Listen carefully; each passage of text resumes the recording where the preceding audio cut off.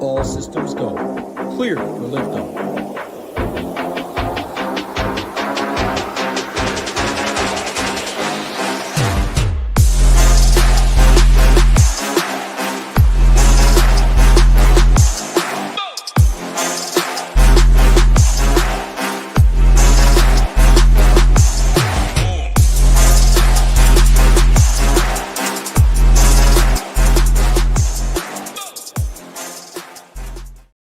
What is going on, Ship It Nation YouTube station? Back an hour early to compensate for my boy Matt here schedule.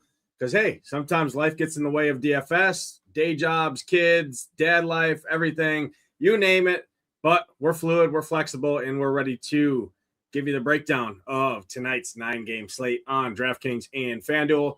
Locking at 6:05 Lord's time zone. And Matt, I'll bring you in, man. We're talking a little pre-show. Not the best weekend overall for you. Some close calls on my part, but hopefully both of us put it together here tonight and find our way all the way up top. I know the nation had a big week again. Tambo had a really big week in the PGA Championship over the weekend. Shout out to Aaron Rye, Mr. Two Gloves, getting the job done there, playing absolutely incredible on Sunday. That was fun to watch. But happy Monday, brother. How are you? Yeah, you too, man. Always good to see your face talking some ball on Monday. Yeah, appreciate you getting on early with me. My 4-year-old has an event that last minute my wife really, really wanted me to go to, so we're making it happen. Appreciate you getting on early with me. Yeah, rough weekend in the DFS streets, but great thing about DFS is we're always talking about what's happening that day, and we've got a fun slate to talk about tonight with crazy good hitting spots like all over the slate. So excited to break this one down with you, man. Yeah, looking forward to it. It's definitely a condensed pitcher spot for me and spread on offense, which is crazy to say when we got Coors Field, but Coors Field is probably one of the least interests I have, and it's not really just because of ownership. It's just we got really good spots across the country, really, really good weather outside of Coors Field. Coors Field is actually probably some of the worst weather on the slate in terms of temperatures and hitting conditions. Obviously, we know it's a great park there, but we got a Wrigley win game with my fellow Brewers heading down south on I-41 there, shooting over to Wrigley to take on the Cubbies, who haven't lost since 1912, it seems like, when the Titanic went down at home. So we'll see what happens there, but should be a fun one to break down. Before we do, though, do got to just give condolences. Big guy in the sky, right? Our guy D-Gen. We came over, we merged with him and his crew, all of the back end people, and then obviously his community that he had built as well. It's 1 year since we lost him, so big guy in the sky up there. I know he's looking down, and hopefully we got some D-Gen 75, good mojo rolling here tonight. And hey, new guys in the back. Hopefully you haven't built your lineups yet. So shout out to him. Rest in peace to our guy, James. But yeah, let's jump right in here, Matt. I'm going to go ahead and pull it up on the screen here. Got the dry run up on the screen. I did sort it by projected score. There's 3 pitchers that really kind of headline the slate: Brian Wu, Yamamoto, Mackenzie Gore. All great arms, fair price point. Then you got Ryan Weathers, JT Ginn. Outside of those 5, it's pretty much going to be just spread out everywhere in terms of ownership. No one really getting anything outside of those. I'll say 4: Wu, Yamamoto, Gore, and Weathers. Ginn's going to get some ownership for sure. But outside of that, it's really nobody. You could definitely make a case to probably play 3 to probably those 5 and cut it off after that. Obviously, you can mess with guys like Shota Imanaga, Noah Schultz in that pitcher's ballpark if you want to mess out there. He's shown some upside this season out in Seattle. Great place to pitch out there. Robbie Ray, don't know if I love that. Michael King gets a tough matchup against the Dodgers, but he always has upside, especially at home in that pitcher's ballpark. It's just kind of a lot of blah spots, and even those kind of 5 main arms, right, that are going to get played projected ownership wise, their best projected points per dollar, everything kind of checks out for those 5 arms. None of them are like bulletproof by any means. By far and away, Yamamoto, I think, is the clear-cut SP1. San Diego's just been brutal against right-handed pitching. Yamamoto's been a beast. He's going to have a good leash, upwards of 100 pitches there. great pitcher's ballpark, one of the best out there in San Diego, obviously. So he looks really good for me. Shota Imanaga, 9,500, fly ball pitcher with a Wrigley win game against the Brewers team who just does not strike out. So that doesn't excite me very much, but he's going to be unowned up there, sandwiched between those two. Break down this top tier, 8K and above. Gore all the way up to Yamamoto. Really hit on Yamamoto, Wu, Weathers, and Mackenzie Gore as 4 of the best pitching options on tonight's slate. Yeah, I agree with you that it does look pretty straightforward as to who's going to get ownership and who looks like the best plays on paper. That said, I'm also in agreement with you that even those guys aren't bulletproof at all. I mean, you look at Yamamoto and Wu, who I think pretty clearly the top 2 pitchers on this slate as far as talent, price, matchup. Like those guys are going to be the 2 highest owned in my opinion. Yamamoto has gotten a couple times recently. Wu has not been the same pitcher that he was last year. I like the matchup for Wu better than Yamamoto, despite the struggles of the Padres this season and how good the White Sox have been. I'm still buying the talent level in the Padres, maybe more than I should. They just swept Seattle over the weekend. Now, maybe a lot of that was their pitching. So similar matchups, I guess, for both of them. I slightly prefer Wu because he's cheaper, but I also get the idea, and I saw it like thrown around in our Discord of, stacking against the really chalky Wu on this slate, which we'll get to later. But as far as me personally, I'm likely to just play a lot of Wu, probably play a lot of Yamamoto, even though I don't feel as good about it because I'm still a believer in his talent level. And when he's got his best stuff, like if he has his best stuff, I just say tonight, he should have a very good, like he doesn't have the highest upside. He doesn't have the highest upside of pitchers, but his floor is usually really, really solid. So if he's got his good stuff tonight, I would expect a good performance. Gore is kind of the odd man out for me. Not exactly sure what to make of him. What's your take there? Yeah, lets you get a drink of water there and clear your throat there. But I agree. I do have Yamamoto just ahead of Brian Wu just because I think salary is fairly loose here tonight. There is a cheaper pitcher that I like a ton. I played him in much worse spots down below that I think you can make work. And there's obviously cheap bats across the slate when we're talking 18 teams. So for me, the $700 doesn't make a ton. And I do think between those two are far and away SP1 and 2 on the slate, Brian Wu and Yamamoto, both going to be owned as such as well. Excuse me. So I do have Yamamoto over Wu. I do like Ryan Weathers a ton on the slate, 2,300 or right around 25% ownership projected. He's just been good.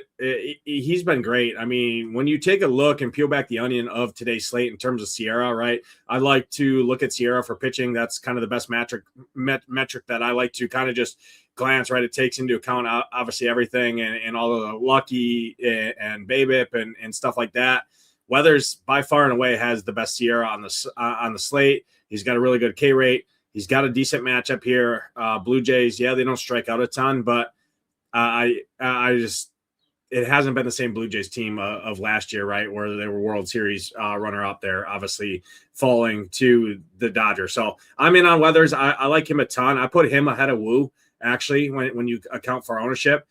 Those 3 guys I'm going to be over the field on probably all 3 of them. Mackenzie Gore is the interesting one to me. I do like him just because the strikeout upside that he can have. His K prop is sitting at 5.5, which is right in line with the rest of these guys on the slate. We know his leash is going to be there because especially right Texas, this is their horse, right? This is one of their main guys, right? Obviously they got DeGrom, but Gore is one of their main guys. Their bullpen's not great. It is in Coors Field, but again, it's not like it's 80 degrees in Coors Field. The wind is blowing in. It's in the mid 30s. I mean, upper 30s in this game. It's going to be like 37 degrees the whole duration of this game with 10-mile-an-hour winds blowing in. So from that standpoint, I just like I think Mackenzie Gore is really interesting. The ownership does scare me a little bit, but again, I'm going to have a condensed pitching pool, and really Yamamoto, Wu, Weathers, Gore, and JT Ginn are going to kind of headline those. Those 5 are kind of my main interest there. So I do put Gore behind Yamamoto, Wu, and Weathers. Couple other guys up here I will mention. Like I said, I think in large field tournament stuff, not a single entry, not a 3-max stuff, I think you can take shots on Michael King. Dodgers, for what it's worth, right, for their caliber, have been quote-unquote scuffling. They obviously just busted out for 15 runs yesterday. But Michael King, when he's on, I mean, he has elite strikeout stuff to strike out anyone, right, regardless of the matchup. Now, obviously, that can go both ways because he can get wild and walk himself right out of the inning, and San Diego can turn it right over to their bullpen, which is obviously nails. But, I mean, Michael King, 5.5K prop, Slate juice to the under there, plus 117. I think if you're looking for a tournament, large field tournament pivot up in this top tier, it's probably Michael King for me, and then Imanaga. Just because I don't think anybody really plays either of those guys. And I got you. Both of those guys, I think, can match the potential ceiling of a guy like Yamamoto, Brian Wu, Weathers, even Mackenzie Gore on the slate, right, which are the 4 pitchers that everybody wants to play. So Michael King and Imanaga, I think, would be the 2 guys that I'm going to keep in the pool. I'm definitely going to be overweight on in tournaments because it's not going to take much. I mean, those guys are going to be sub 10% owned because all the ownership of the guys around them. It's just a perfect. I mean, I would play just about anyone in this situation, especially on a slate like this where offense I know is going to be spread out. I know pitching is very condensed, but what if these 2 guys are 2 guys you need, and then you play some of the more popular stacks on the slate like the Cubs if you want to, and not worry about a damn thing, right? So I do think those 2 guys are interesting. I was going to say Seth Lugo too, but the weather there really scares me. He would, if the weather was better for pitching, and we'll have to monitor that, he would be the other guy I'd have interest in the tournaments. But realistically, it's Yamamoto, Wu, Weathers, Mackenzie Gore, which headline this top 8K range. Any additional takes there? Yeah, I'll let you get a sip of water now. So I like King. I think that the reason for King is you're kind of playing off Wu and Yamamoto's struggles, as we talked about. Those guys are not infallible to getting hit. So all of a sudden, you just get a good performance from King. You don't need major upside. Wu and Yamamoto aren't great. He's a little bit cheaper than both. Much, much, much lower owned. So you can play whatever bats you want. I see that with King. Gore, I think, is classic boomer bust. Like, that's kind of what he's been this year, recently throughout his career. His upside's really, really high here. But man, like, he's just struggled more often than not. His price tag looks appealing, and I understand the ownership. And I, again, don't think he's a bad play because Wu and Yamamoto are not 2 guys that you feel like super, super safe with right now, but certainly you feel better with them than you do Gore. Gore's cheaper, lower owned, has high upside though. I like your Weathers call too. I don't really need to add much there. He's just been really, really good this year, and I think people are scared off by that price tag. Agreed? Yeah, people are shocked to see that price tag. He is pitching in Yankee Stadium, which does scare me. There is some kind of wind blowing out towards like left, which is obviously better than blowing out to right with the park dimensions there. It's just, I think the reasoning for Gore is, I mean, you just look at this Rockies lineup. It's much better than last year, obviously, and we played Rockies a fair share this year. We're going to continue doing so, especially when they're at home. And they could definitely do it against the bullpen, but I expect Gore to go pretty long here. You look at the strikeout rates for the Rockies on the current season against left-handed pitching, 32% K rate. And you're looking at Gore. I mean, yeah, the last 30 days he hasn't had his stuff, but you peel back the onion, you look at last year, you look at the combined this year and last year, he's about a 28% K rate arm, right? So good strikeout matchup, good pitch counts. Weather is more favorable to pitching than hitting than what typically Coors Field is. So yeah, it's just hard for me to get away from a guy like Mackenzie Gore at 8K who can post a 30-piece on this slate because he can go out there and strike out 10 Rockies, right? He's probably going to give up a run or 2 or a couple runs. But again, I don't think any of these guys really goes out there and gets a clean outing, right? Like a complete game shutout or like a seven innings pitched, no earned runs, 8 Ks or something like that, right? I think all of these guys really get tagged a little bit at least. So that helps Gore's case as well there. Down below 8K, really, JT Ginn's the only guy I have interest in down here. I'm just a believer in his talent. I played him last time in, I think it was the last time we were on the slate last Monday, right, when the Cardinals were there, I think, and it was much better hitting conditions in Sacramento. Ginn did serviceable. I think he scored like 15 DraftKings points or something like that, which was decent. If he goes out there and gets you 15, I'd play 100% JT Ginn tonight at 7,500. So can he get you 15? I think so. I mean, his K prop's good. His outs props are good. We know the Angels have power and the wind's blowing out there, but when you have power, well, you swing and miss a lot, and the strikeouts are there. So JT Ginn, I think, is really interesting. Big park upgrade, or not a big park upgrade, but it's a park upgrade at least for him pitching in Anaheim here than it is pitching in West Sacramento. So Ginn's the main guy down here for me.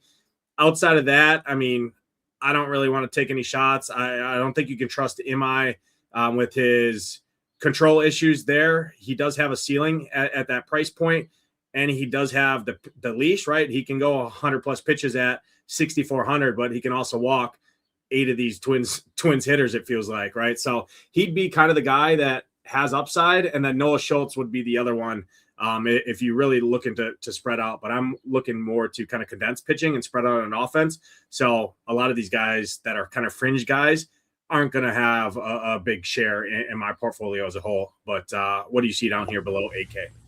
Yeah, see it pretty similarly. Ginn, I think, is the top dog here. Like, our pitcher rankings had him number 1 overall for a while today. They still might. So to kind of tell you all you need to know about how we feel about him, Angels at home against righties have been awful. They strike out a ton. So I get it. Rock solid play at 7,500. I don't know if he has the upside of the top guys, but you're not paying for it. So, yeah, I can get on board there. Schultz also, boom or bust. Yeah, Imai, man, he just walks too many guys for me to really want to play. Your point about his length, I get, but I don't know. Between him and Zach Gallen, who used to be a huge fan of, like, I just don't know if I want to get down to those guys when there's really good options up top. So I think it's, mostly Ginn, Schultz, I guess Imai. I don't think Walbert Urena is like the worst play in the world, getting the Athletics out of Sacramento, but I think I'd rather play Ginn, even if he's higher owned. So yeah, I'm most likely going to just spend up on pitching with Ginn, the one maybe outlier. Yeah, I'm with you there too. And it's not like we're going to see JT Ginn at like 30% ownership like we are of Yamamoto, Wu, Mackenzie Gore, and then probably Weathers. I mean, those guys, all 4 of those are going to definitely be higher owned than Ginn. Ginn is going to be, quote unquote, the popular cheap guy, if it will. But I mean, it's nothing crazy, and you don't need that. I mean, 7,500 goes a long way in terms of salary relief. Get you on a little bit of different roster construction than people going Yamamoto, Brian Wu. And if they do need that salary, they're going to go to Mackenzie Gore, right? So just naturally there, you're on a different roster construction than what the field is. So I think JT Ginn's really good. Obviously, Noah Schultz is kind of the other guy that I have interest in down here, just because there is strikeouts in that Seattle lineup. It's in Seattle, which is pitcher's ballpark there. Schultz is at least showing a ceiling. His 4.5 K prop, heavy juice to the over, which is the best down here. I mean, he's minus 141 over 4.5 Ks. And if he gets you 5 strikeouts, right, and Ginn gets you 4 strikeouts, well, right there, you just leapt every team in that range, because you can basically build the exact same team with JT Ginn as you can Noah Schultz. So in tournaments right there, direct pivot, Noah Schultz, interesting. Leash concerns pretty similar between both of them. So that's kind of the main guys I'm looking at there. My pitcher pool would probably be headlined with obviously Yamamoto, Brian Wu, Weathers, Mackenzie Gore, Ginn, Noah Schultz, King, Yamamoto. I'm probably going to be over the field on all 3 of those guys, because again, like I said, it's not going to take much to get overweight. But any closing takes here from the pitchers before we jump over talk hitting? No, we see it pretty similarly. Like, if ideally you'll just play Yamamoto and Wu, and you can get different with bats, but the Gore, Weathers, King for me, again, there are some reasonable pivots to get away from the chalk, who we mentioned looks good, but not perfect, as a decent way to put it. I agree there. Let's head over to Yankee Stadium. We got the Blue Jays and the Yankees. Should be a fun series here. Going to be 80 degrees in Yankee Stadium. Some slight wind, kind of more blowing across the field, so it's not really helping, not really hurting too much. Obviously, Yankee Stadium does play above average with the crackerjack dimensions in the corners. And obviously, the Yankees are no stranger to building their lineup around knowing that, right, with all of their acquisitions that they go out and get. Don't love the Yankees here against lefty. Patrick Corbin typically is someone who everybody just wants to go ahead and blindly stack against. And this guy's actually, I mean, he's not really a gas can, right? I mean, he gives up stolen bases. Yes. He'll give up power to righties, but the Yankees are much better at built lineup against right-handed pitching than they are left-handed pitching. And then when you add in the Toronto Blue Jays bullpen, which is the best in baseball at a 3.13 xFIP, could the Yankees break a slate? Yeah, they can break any slate, and they're in the category of stack every time they're on the slate. But 5.5 implied run total does seem a little high. Judge, Caballero, actually Caballero's still injured, right? So it's probably going to be Volpe still. So Judge, by far and away the best player. Rosario, you're probably looking at 2 at-bats. Rice and Bellinger have been really good. Goldschmidt is a historical lefty hitter. So for me, it's really Goldschmidt and Judge are kind of the 2 favorite bats. Rosario, I think, is a fine salary saver, but I expect 2 at-bats from him. As a full stack, I don't really have a ton of interest here in the Yankees. Obviously, it could go south. Patrick Corbin could just be mediocre like he's always been, and the Yankees could jump on him here at home, where Yankees typically are much better at home.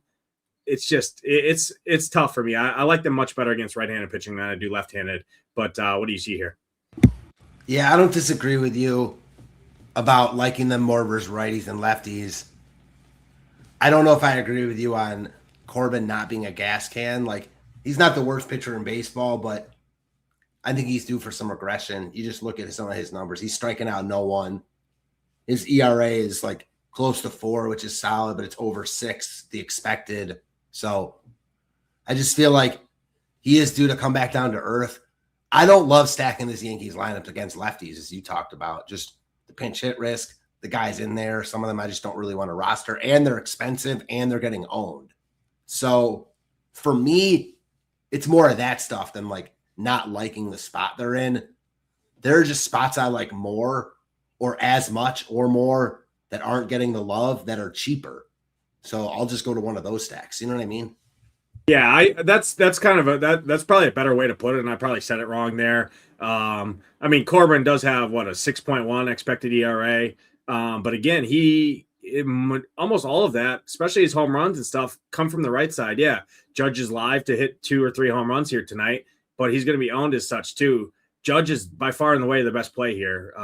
Like I said, I mean, 2 at bats for Rosario.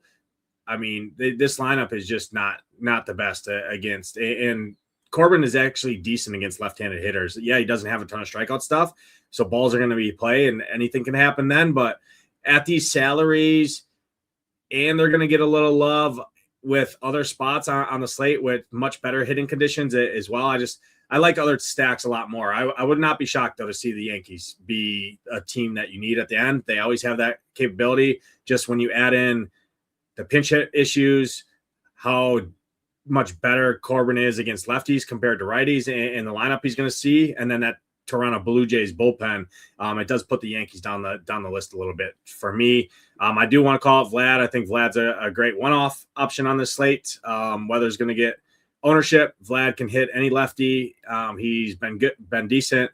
4,700 feels pretty cheap for Vlad on this slate. So I think he's a really good one-off. And in a lineup like that, maybe you pivot to like Michael King, right? You can play Michael King, and since you're not playing Ryan Weathers in that same price tier, play a Vlad as one-off in your stack there. You're just kind of double. It's just a good roster construction thing that I like to do. If I'm not playing the pitcher in that range that a lot of people are, and that has a realistic shot to the ceiling, well, if he doesn't get there, maybe it's because Vlad, right, does enough damage to kind of limit his ceiling.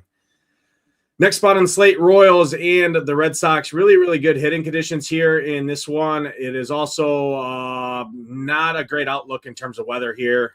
Roth has to take his orange.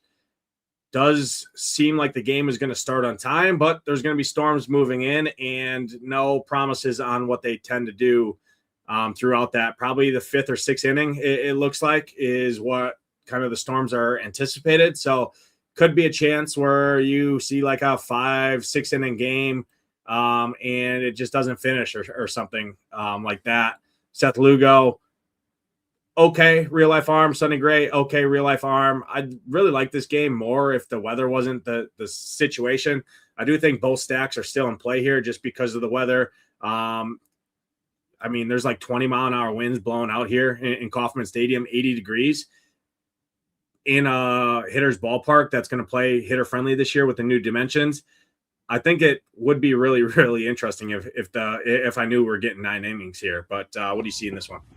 I see it exact same as you. Like, I very rarely play weather games on slates like this where there's other really good spots. But man, I really like both these teams here. Like Lugo, I mean, he just gets lit up by everyone right now, it seems. So hard not to like Boston this spot, who's super cheap. I know they haven't been great this year, but again, they're kind of one of those teams where I'm still buying their talent. And again, I'll go back to them being super cheap with expensive pitching we like. Jarren Duran, 4K. I mean, they got guys hovering around 4K that are usually a lot more expensive and other guys that are like low 2K range. So I like Boston here. I like KC also because Sonny Gray isn't very good either right now, in my opinion.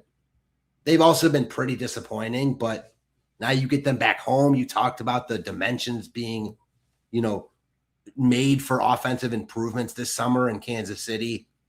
Just have to wait and see what the weather tells us in this game because I really want to play it, but I'm not sure that I'm willing to take the risk on a slate with other really good spots if it really does look like this game is going to be shortened or it might not play. We'll just have to wait and see. Yeah, if you're going to play it, go in on it. I would avoid this game. Whatever optimizer you use, obviously we use SaberSim over here. I would create a rule to, if I'm playing this, to have at least 3 other hitters, right? So I want at least 3 teammates if I'm playing one hitter from this game. So it's either a 4 or a 5-man stack. And you're just going in on it because the last thing I want is a lineup that's in contention to be up there. And my guy misses 2 at-bats because the game ends after the 5 innings or 5 1/3 or whatever they call it at, right? So if that's the case, go in on it, play it. I think it's really, really good. If the weather was better, I would love both of these teams in terms of stacks. They do fall down the list a little bit with me just when you add in the risk and stuff like that, but I will not be shying away from this in my MLB portfolio. I will say that. Probably too risky for me in a main team, single entry, 3-max stuff. But MME, I think it's really, really interesting because you are also going to get an ownership discount compared to what you normally would here because of the weather concerns when we do have the Wrigley win game. We have Coors Field in the state. We have other good spots that people want to play. So normally people would see 20-mile-an-hour winds, 80 degrees in a hitter-friendly ballpark and be like, oh, yeah, let's just hitch our wagon there and load it up. With the weather concerns, it's going to suppress ownership. People are going to avoid it with 8 other games on the slate. So I do think in MME, it's a really, really good spot to go in on. They did move it up an hour too. So like maybe that, or a half hour. So that does help. Like maybe that's not making it go a full 9, but that extra 30 minutes could be pretty big. I mean, that extra 30 minutes could, depending on how quick the innings go, right, could be 2 additional innings. You could get to the 8th inning instead of the 6th or something like that, right? So it does help a lot there. So with that, going to have to kind of relook at stuff, but I do have interest definitely in both sides of it. Prefer the Boston side, like you said, just because Lugo's been bad against both sides, but he's actually been pretty bad against righties too. Wilson Contreras has been murdering baseballs. Rafael is always a guy I like. And then obviously you got lefty power in there. Abreu, Duran, Mickey Gasper shoved that guy Ham, his favorite player there, Marcelo Mayer, Yoshida. These guys can all hit bombs. The wind's blowing out. Kansas City's bullpen's not good. So, yeah, as a stack, I prefer Boston. Royals side, you can definitely steal on Sonny Gray as well. So, Miguel Garcia, Bobby Witt, do have added upside there. Isaac Collins, Isbell will run a little bit too. So I do actually like this lineup that the Royals threw out there because you can really do, if you wanted to, stack 5 through 9. Nobody's going to play that. You can do whatever else you want, and they're just as cheap too. I mean, Jensen 3,500, Sal Perez at 2,900 is just hilarious to me. That has to be one of the better plays on the slate. I know you do have to choose if you are going to the Royals between the two. I chose wrong yesterday, and in my core had the Guardians, right? 5-man Guardians with Vinny P, and I went Carter Jensen instead of Sal Perez. If I go Sal Perez, we have a much better day. So it does suck picking between the two, but I mean, either way, both sides of this game are super cheap. It's good hitting weather. Bullpens are kind of mediocre on the Red Sox side, not great on the Royals side. So I can definitely see this game going crazy. The weather is the big concern there in that one. Next spot on the slate, Simeon Woods Richardson coming off an absolutely just shellacking performance. I mean, maybe that was 2 starts ago where he won a complete game shutout there and just owned everybody. Astros going to be one of the more popular stacks on the slate here, which is interesting to me. Astros as chalk against a right-handed pitcher. I know Simeon Woods Richardson is not good and he's trash, and I'll stack any team. So naturally, I'm going to have some interest, but I don't put the Astros. I mean, I prefer both offenses personally myself in that Red Sox Royals game ahead of them. I like some other teams we're going to talk about ahead of the Astros. Yordan Alvarez, I think, is a really good play, obviously, on this slate, and won't be shocked to see the Astros get there just because the Twins bullpen worst in baseball. Astros bullpen not much further behind. So I do expect to see runs in this game. It's one of the higher totals on the slate because of the bullpens on both sides of being terrible. And both of these starting pitchers are not good. I could walk 2 guys, throw a meatball over the heart of the plate. Ryan Jeffers, Josh Bell could hit a home run. You're sitting right there at 3 runs in the first inning, right? So I can definitely see a path to success in tournaments. I prefer the Twin side more in this one. I just love stacking against a guy who could just give you free passes and then has to hone it back in, come over the heart of the plate, and these Twins hitters can just gear up, wait for that fastball, and just launch it, right? So I think the Twins are more interesting personally myself in tournaments than the Astros. Both sides are going to get played. Astros, one of the more popular stacks on the slate. And if I like the chalky pitching like I do, I like to look elsewhere in terms of offenses here. But what do you see in this one, target field? So I am seeing that it looks like the Twins are going to be using Kendrys Rojas as either an opener or a guy to give them a few innings here. And I don't know if Simeon Wood Richardson is the move to the pen or if they're using an opener ahead of him. That would not be good for the Astros stack because even though there's plenty of pitchers on the Twins I like to pick on, none of them as much as Simeon Woods Richardson, who's just been awful this season. So especially at ownership, if the Astros are still going to get love here, I don't know, probably out there. I don't know how much ownership they really get outside of like the guys you want, like Alvarez, who's always a good play. So I wouldn't be afraid to play them. They just don't stand out to me. The Twins, I like that call. You're basically just saying like insert stack against Imai here because he could walk however many guys. And when you have that situation, you're always live for 3-run homers, grand slams, which is king on DraftKings. So I don't love the Twins lineup. There are better stacks, but I think their upside is real here. Yeah, I do too. And then, I mean, when you add in how bad the Houston bullpen is too, got to look at the lefties. But Saturday they used 5 of their arms, and then yesterday they used Bolton for 51 pitches. So Bolton's going to be unavailable. The other guys are all available and will likely come in there. I do know, I'm pretty sure they have a couple lefties in there. Yeah, so Okert's available. He's a lefty. So he'll probably pitch for sure. So there is some concern, pinch hit there, right, with some of these guys. But more so guys like Austin Martin, if he starts, he's going to be fine, right? And then you'd like him even more because he does smash lefties. So I don't know. I think it's pretty interesting just because nobody's going to play the Twins. And, yeah, the hitting conditions aren't great here. I do see all the reports I see are saying, right, Kendry Rojas set to open the game because it is SWR's rotation spot day.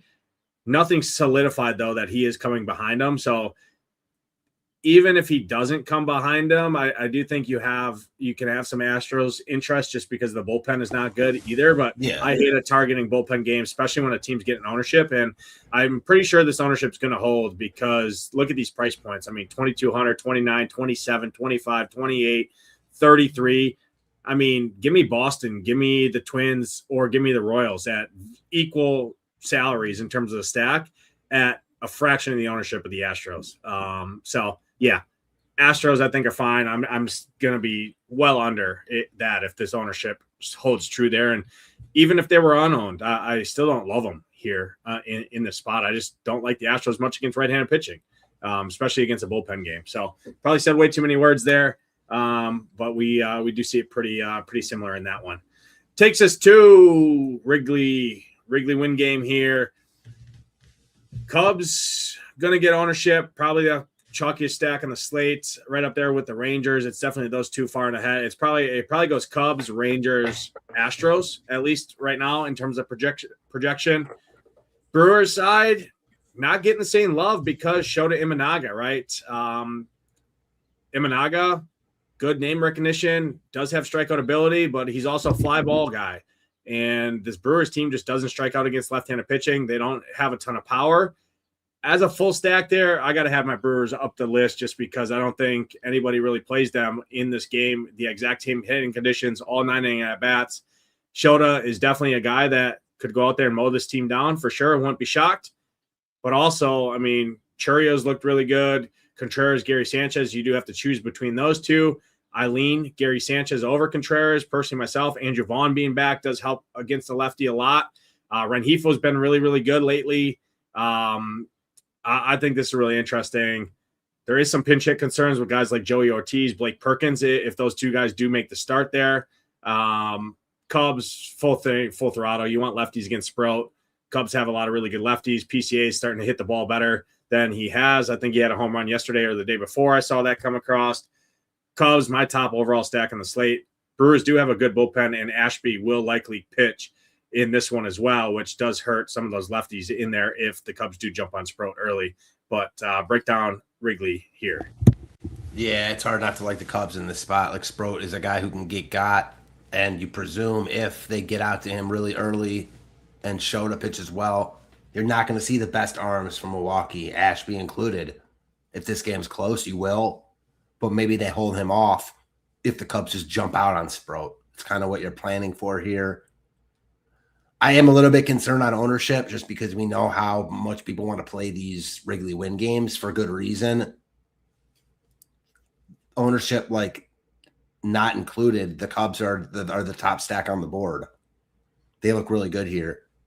The Brewers, man, this is a tough one. Like, I think both Shota and the Brewers have really high upside, and neither will get love because they look at the other side. You don't really want to pick on the Brewers in a win game with an expensive Shota, but you don't really want to play the Brewers, who are also kind of expensive in spots, against Shota. I really get the case for playing either side. Shota's been really, really good this year, but it's a different spot for him against a different team. So I also get stacking the Brewers in the win game. They'll be like a fifth as owned as the Cubs, something like that. So, yeah, I get both sides of that. And then certainly the Cubs look like one of, if not the top overall stack on the board. Ownership will be there, but I don't think it gets too crazy because we've got a bunch of other really good stacks tonight. Yeah, I'm with you there too. The other case too for Shota is the Brewers just don't hit the ball in the air a ton. You're looking at Renjifo and Churriel, or not even Renjifo and Contreras based on this current season. If you take a look at last season, Andrew Vaughn, Gary Sanchez come up there. So I see it the same way as you. I mean, neither side's going to get love. I think both sides, I would not be shocked to see Shota go out there, strike out 8 of these guys and post a 7 innings pitch or 6 innings pitch, get us like 20-some DraftKings points, 25 DraftKings points, potential for the win as well. And I won't be shocked to see the Brewers jump on him and then this game go crazy once you get to the bullpen. So, yeah, definitely have more interest in the field in the Brewers. That's always another day ending wise, everyone would say out there.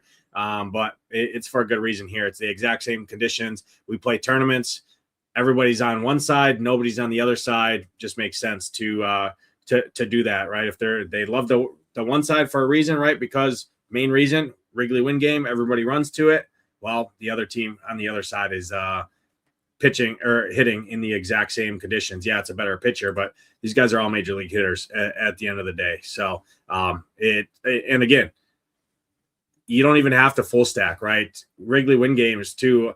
I mean, people either say all in or all out. I think you can get in here and just home run hunt, right? Because you are going to see a ton of 5-man Cub stacks. Well, what if you just do a 2-man stack and you pick your home runs like a Suzuki, Ian Happ, right? Yeah, both of those guys are going to be owned, but majority of that ownership's with 3 other Cubs alongside of them, right? Well, what if your 5-stack or your 4-stack outscores those other Cubs guys, right? Like the Carson Kellys, the Dansby Swansons, the Bregmans, the Horners, right? If those guys get outscored, well, naturally you're better than all of those Cub stacks, right? So I do like it from that standpoint. Takes us to Coors Field here. This is going to be definitely a decent chunk of ownership here on the Rangers, but not so much as we normally would here. If number one, the weather was better, and number two, we didn't have the Wrigley game commanding a bunch of the ownership there. Jose Quintana is just not good. He's a gas can. I don't love this Rangers lineup against left-handed pitching. Feel very similar about the Astros against right-handed pitching as I do the Rangers against left-handed pitching. Josh Young, Jake Berger, McCutchen, Higashioka, those guys all hit lefties pretty good. Zeke Duran, if he's hitting down there, I don't mind him. He's been probably one of the Rangers' better hitters as of late. I think the Rangers are fine. Rockies are fine, but this is just a game I don't love here. I mean, it's upper 30s, right? You're talking like 85 degrees in majority of the spots here, and this game is going to be 50 degrees colder, right? I know it's Coors Field. I know Coors Field is not usually a home run park. It's more just runs scored because of the outfields are huge in the elevation, right? The ball just travels to the gap. These guys run around the bases. Could definitely happen here, but I don't really love this game on either side, to be honest here. Overall, from an offensive side, what do you see though? Yeah, man, it's tough when you got a game, even in Coors Field, 50 degrees colder than a bunch of other spots, especially with a lineup like the Rangers. Corey Seager's out at least again today. I know he went back to Texas for like some imaging, so this lineup just isn't very good. Now, the flip side of that is they're really cheap in Coors against a pitcher who isn't good, and they're not even going to be the highest owned stack on the slate. So I have some interest there. The last time we had like weather like this, I feel like where it was iffy in Colorado was that Mets series, and the Mets ended up going off at least one of those nights, and they weren't very highly owned. Even with the Mets struggles, however, they're still a much higher upside offense than the Rangers are right now. It's just a matter of like what side of the coin are you on? Like it's almost like the movable objects meets the stoppable force with Quintana and Coors against the Rangers. Hard to know exactly what to do with them, especially in cold weather like this. The Rockies, I think, offer leverage against Gore, who will be owned, but they're pricier than the Rangers, and Gore is a pitcher I respect. I think they're just too expensive for the spot. Part of the appeal with the Rangers is how cheap they are. So I like Texas. I think I like them more than you, but I don't love them here either.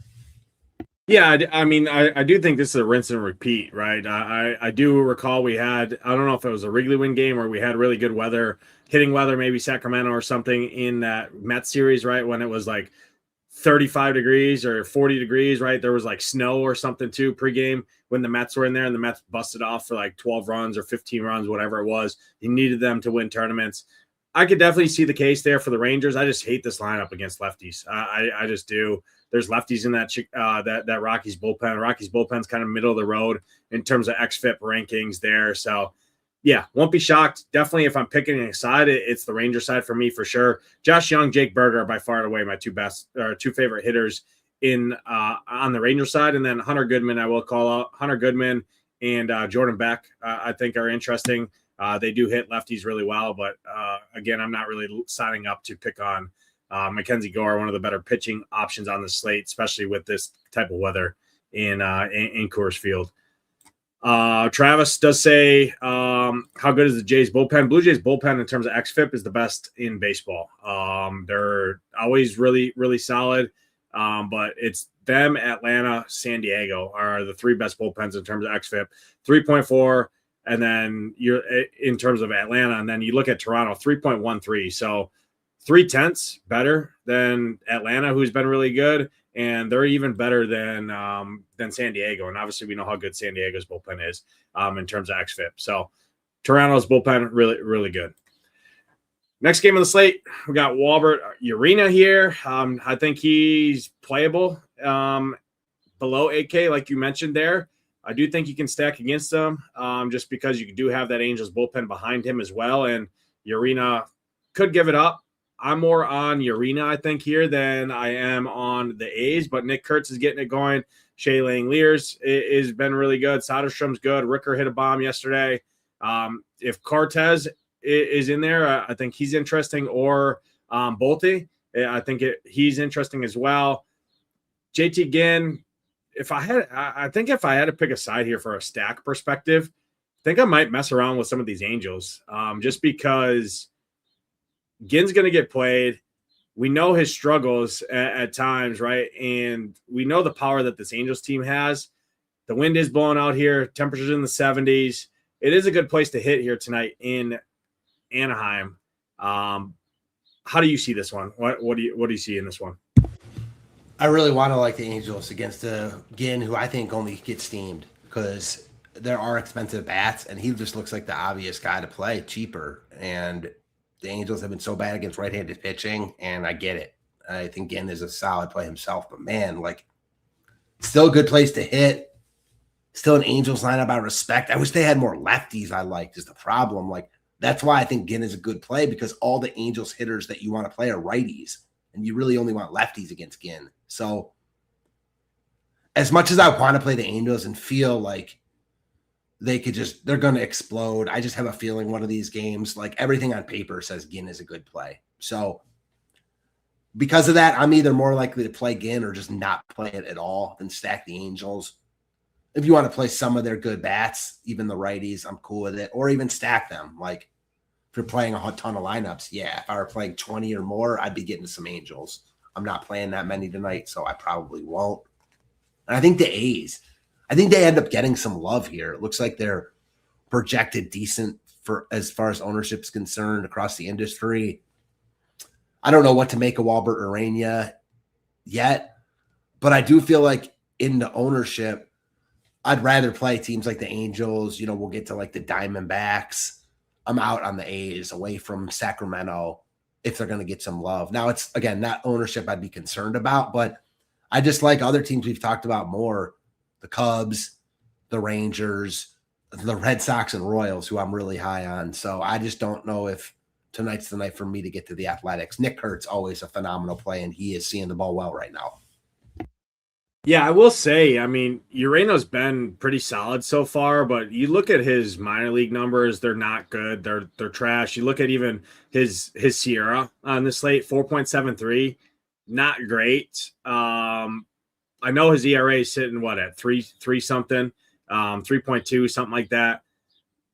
There is definitely a case to be made for the A's. I would prefer full stacking it than kind of picking off mini stacks or one-offs here, just because Urena does have a ground ball lean as well. And maybe his ERA does hold true. And I know his expected ERA is good. It's right there on the stone, right? 2.97. I can definitely see the case though for the A's, and they're going to be, I mean, I'm seeing right now projected ownership at 20%, just because the guys you want to play, at least including in your stacks, are 56, 59, 44, 49, 4K for Cortez. It is an expensive stack, but in a situation like that, I do think maybe just play the A's, pair them up with JT Ginn, and find it that way, right? I think that's how you just go, and then you have the added, right? Hopefully the A's do their thing, and Ginn gets the extra 4 points for the win there. It's in tournaments, I think the Angels are interesting, but I do definitely now looking into it further, prefer the A side of it in terms of the stack. I mean, I just wish there was better lefty hitters for the Angels. There's just not. I mean, Adam Frazier might make an appearance here tonight. Moncada, Josh Lowe, Shanuel. I mean, I'm not really scared of these guys. And you look again between this year and last year, 277 plate appearances. He's a 30% strikeout rate pitcher to right-handed hitters. You look at the Angels on the season against righties, 28% K rate as a team, right? So I do think this is an elite strikeout matchup for JT Ginn. And even if he gets tagged for a solo home run or a 2-run shot from a guy like Neto or Trout or, God forbid, one of those lefties, right? He has the strikeout upside to match it. So I think that's how you play it. And I think in tournaments, it's interesting to pair up the A's and JT Ginn and play it that way. Next spot, Mariners, White Sox out in Seattle. Brian Wu on the mound, Noah Schultz. You want lefties against Brian Wu. White Sox have some really good ones. White Sox been one of the more surprising teams. This team is going to be, I mean, these guys might not even have a 1 next to their ownership number. They might see 0 point something. Antanasi, I think, is interesting. Vargas has been incredible, which has been nuts this year. I mean, Murakami and Colson Montgomery are play every day for me, no matter what. I'm going to be over the field on especially the lefties for the White Sox. Seattle, you can still hit home runs there. You can still, I mean, Cal Raleigh, what he hit 50-some home runs, almost 60 home runs last year, and he played half his games in this ballpark. You can definitely still hit here. It's not ideal, right? But at no ownership in tournaments, I mean, I think a one-off or a 2-man stack, Murakami, Montgomery, Antanasi, even Benintendi's been decent. Kelenic's been Kelenic has 2 home runs since he's come up. He's 2,200, dirt cheap, a lefty against Brian Wu, where he struggles. Drew Romo's showing power. I mean, the White Sox are a dangerous lineup against right-handed pitching. Brian Wu is going to be the most popular pitcher on the slate. He sits 11th in our pitcher rankings. Everything points to me playing a shitty White Sox team in a shitty ballpark tonight. I don't know. I think it's pretty interesting. Mariners, I don't have as much interest against Noah Schultz. I just don't like the Mariners much against lefties. J-Rod, Arozarena are good, but the rest of it's filled with guys like Resh Schneider's going to get pinch hit for. Connor Joe, if he makes it, pinch hit for. Mitch Garver, if he's in there, and Cal Raleigh's not in there, he's going to get pinch hit for. There's just a lot of pinch hit concerns with the Seattle in this ballpark. Don't love it. If I'm picking a side, it's the White Sox side with that glorious L word in terms of leverage against Brian Wu. And these guys are good hitters. Murakami's a beast. Montgomery's a stud. Antanasi's been really good. He can swipe. So I do think the case there for the White Sox is fairly intriguing here. Yeah, I get the case for the White Sox. It's really all about the leverage for me there on paper. I just think Wu's a really good pitcher, especially at home against an offense that is good, but still young, still unproven. I think if Wu has his good stuff today, he should have no problem carving this lineup up. If he doesn't, the White Sox have real upside, and that's where the leverage comes in. They're also expensive, so they're not going to be played, as you mentioned. I get it from the leverage standpoint. I don't know. I doubt I'm personally going to play the White Sox, but I certainly understand it. I might have a little more interest in Seattle than you. I like Schultz as an arm in general. High on his upside, high on his talent, but he's another guy that struggles to keep guys off the bases. And all of a sudden you're putting guys on, you open up the door for the same thing we talked about with Imai, multiple 2-3 run home runs, grand slams. So I think Seattle has a role on this slate, even though it's not the cleanest path. And I respect Schultz enough where I'm certainly not in love with them. And I'd have to be making a bunch of lineups to play Seattle. I guess it's just that I think I like them a little bit more than the field. Yeah, I mean, White Sox bullpen, not great either. So there is that case. It's just, if I'm playing a side in this one, I'd just rather, I mean, they're both going to be the same ownership. I'd just rather play against a pitcher who's going to be the most popular on the slate than play the other side. But I get both cases. I just think Murakami's good at baseball, and I think Montgomery's good at baseball, and I play those two anytime they're on the slate, and even more so when it's against a pitcher everybody wants to play. And I get it. I'm going to have a ton of Woo as well, but in lineups where, again, my portfolio in tournaments, I'm going to have lineups where when I'm not playing Woo, I have interest in the White Sox, because if Woo's not getting there, there's a reason he's not getting there. It's not just because he's not going to strike out guys. I mean, he still does have the strikeout arm, and he still can strike these guys out. It's probably because some of these guys either hit home runs or they just manufactured runs and kind of stay hitting. So I do think from that perspective, it is interesting.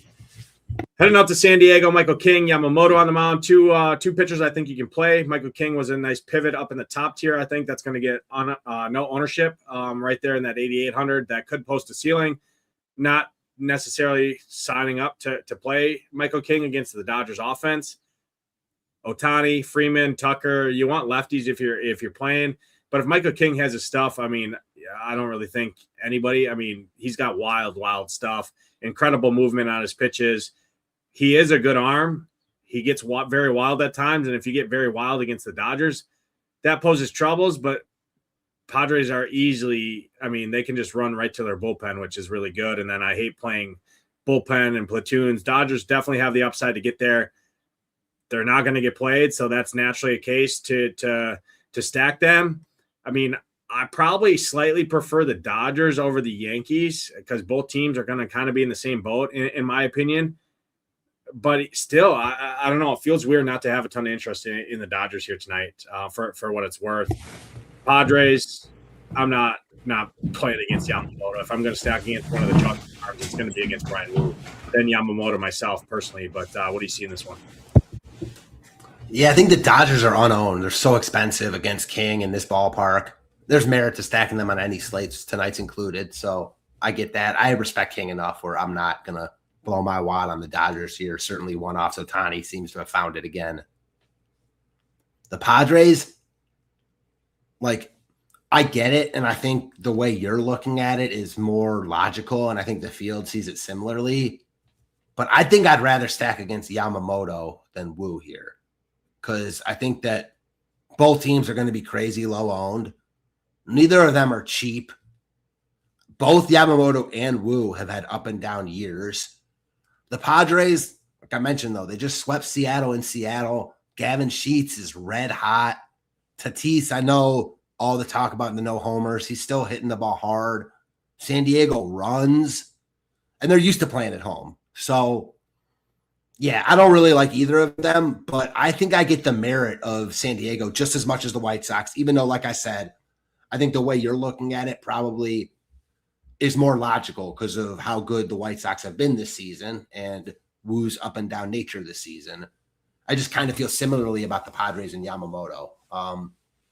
Other than that, there isn't really much from this game. It's Yamamoto for me, the clear number one from this game. Then probably King, then the two offenses. Yeah, I agree. I agree with you. Obviously, Ohtani, great play on the slate. He's going to be unowned at that salary, even as a one-off, right? Where usually Ohtani, you never see him under 10% on any slate he is, just because optimizers drive baseball. His projection's always off the chart. He hasn't been running as much, which does hurt a little bit there, but he found his groove yesterday, found his groove on Saturday, helped me almost ship the MME contest there with limited builds. So I get the reasoning. Gavin Sheets, though, at 2,900 is a really good play. I will say that. Dual position eligibility, so you don't have to burn a first base spot. You can play him as a value outfielder, as a pivot off of some of those Rangers and that in that similar price tier in Coors Field. So I get the reasoning there. You want the lefties, right? I think Jackson Merrill, Song, and Sheets would be far and away. It'd probably go Sheets, Song, and then Jackson. Actually, all three of them, they're all three are cheap. Second base is a weak position, so I don't mind a $2,700 Song who probably is going to strike out, but he has at least shown home run upside on the season. Takes me to the last game here. Roof going to be open out in the desert. Going to be somewhere in the upper 80s, low 90s. Typical Arizona weather, but roof is going to be open because it's not 110 like it has been. Giants, I have interest in the Giants here. I know you're probably going to say Zach Gallen's decent. I just think Zach Gallen's lost it. I stacked against him last time. It worked out. I'm going to stack this shitty offense again against Zach Gallen. Arizona bullpen doesn't have I know they have one lefty, or they did. Let me see. Nonetheless, I don't think there's much pinch hit concerns here. Giants are getting it going a little bit. They almost shipped me the slate yesterday. They did good for me on Saturday. Or not yesterday, excuse me, Saturday. Days are running together. But nonetheless, they did well for me on Saturday. I think the Giants are interesting here again. Zach Gallen, I just think, is just – I don't think he's the same. I think he's lost it. And then Robbie Ray is a better arm, but you can still steal on him. I mean, Marte, Carroll, Perdomo, Arenado, Vargas. That top five, I think, is interesting. Good hitting weather here. Giants bullpen is dog shit. I think there's a case for offense on both sides of this one. Better hitting conditions here. I do prefer the Giants, though, in tournaments here, and I'm getting the Giants unowned on this slate. Devers at 4-4. He's getting it going. Don't love Jung-Ho Lee, but he's been good. Arias found some home run power. I know the wind was blowing out there in Sacramento, but this is going to feel much better than where they're normally playing out in San Fran, right? They're playing in the desert. It's hot. The roof's going to be open. Some wind's blowing out here. I do think this is an interesting spot. What do you see to round us out? Yeah, I agree with you here. The only thing I don't know if I agree on is that I like San Fran more than Arizona because, yeah, I don't disagree that Gallen might be washed. At least he's not in a good stretch right now. Robbie Ray away from San Francisco. All of a sudden you get him in open air in Arizona, a Diamondbacks lineup that seems to have found itself a little bit in Colorado, even a little bit before that in the latter stages of the Texas series. I'm in on both offenses here. Both offenses, again, seem to have found themselves a little bit. Two bullpens I'm not worried about at all. Two starters that I think could be out of this game on the early side. So, yeah, I don't really have a strong preference between San Francisco and Arizona. I just like both sides of this game, I think, more than the field does. Yeah, I'm with you there. We see it eye to eye. It's hard to kind of rank one above the other. But I just do get the slight lean just with the full 9 at bats guaranteed on the Giants side. So when it's pretty similar from a matchup standpoint and everything like that, I'll give the slight lean to the side where the hitters I want. I don't really worry about their pinch hit concerns. They got full guaranteed 9 at bats, and I stack against Gallen every time he's on the slate. So yeah, that's all 9 games. We talked pitching, we talked hitting. Matt, to round out the show, your favorite pitching combination, your top 3 stacks, and then home run call if you have one. Yeah, I think Gore. I like Gore more than I did when we first started the show just because of the weather and the price tag. I'm still going to say my favorite combo is Yamamoto Woo, but I don't feel amazing about that. Favorite stack? I'm going to say Boston. I really like Boston against Lugo here. Lugo just stinks right now. So I'm in on Boston. Hopefully the weather plays out in the favor of playing them or being able to play them. I also like Kansas City in that game. And yeah, what you got? Did you have a home run call? Oh, yeah. All right, home run call. We are going to go with a guy from that last game we just talked about. Price tag's falling on DK. Crushes left-handed pitching, not having a good year, but probably the unluckiest hitter in baseball so far. Love playing him against lefties. Ketel Marte going yard tonight. I like that. For my favorite pitching combination, I'm going to go Ryan Weathers and Yamamoto. I also like JT Ginn a ton. Obviously there, I just think his strikeout upside is there. Angels don't have a ton of lefties to really throw at him. That's what you want. It's the ideal matchup for a guy like JT Ginn, who's very, very reverse or very, very splitsy, right? Really good against righties, terrible against lefties, right? So I do like him a lot as well. But Weathers and Yamamoto are kind of my 2 top guys there. Offense-wise, Cubs have a ton of interest in the Cubs. I do like both sides of that Royals and Red Sox game, so I'm with you there. I think that game's really interesting. And then I'll throw the Twins in there. I just don't think the Twins get any ownership. MI has talent, but he could just not have it. And if he doesn't have it, I think the Twins have upside in tournaments there. And then my home run call, I'm going to the top of the Brewers lineup. I'm going Jackson Chourio. You have to spend up to get him, but I do like this spot here against a fly ball guy, wind blown out, Shota Imanaga. Chourio is going to be right around 10% owned, nothing crazy. I think he hits one deep. And if you want, yeah, I'll just leave it at Chourio to finish this off here. Matt, appreciate you jumping in. appreciate you talking bases here. All the content's up. Slate plan's up. I know I dropped my nuggets in the Discord. Coors are going to be coming. We'll be in the Discord answering any questions. But for Matt, I'm Nades. Good luck tonight in those contests. Hope to see the Ship Nation logos at the top. We're out of here. Peace.